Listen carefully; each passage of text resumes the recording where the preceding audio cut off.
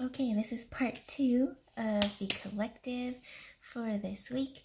So the last card from part 1 was feeling trapped or stagnant, right?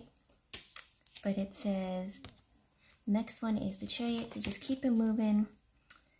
And yeah, you have a new love offer coming, though it doesn't seem like something that's really like worth it. It's an immature love offer, and you know this as it shows here. We got the Four of Cups. You're not happy, you're not satisfied with this, and it's okay to look elsewhere, okay, because something better is coming, so don't worry about that.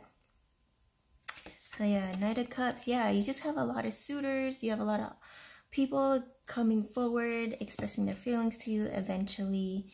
And yep, so this is competition, right? You're gonna have a lot of people competing over you, or vice versa. Remember, just take what resonates.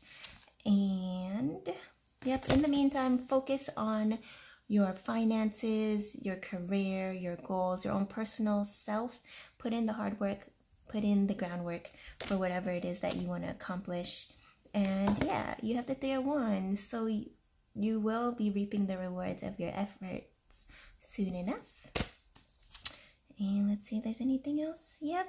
Ooh, you got the Ten of Cups. So once you just focus on yourself and whatever you need to do, like don't worry about love and stuff, you actually will find emotional fulfillment and joy.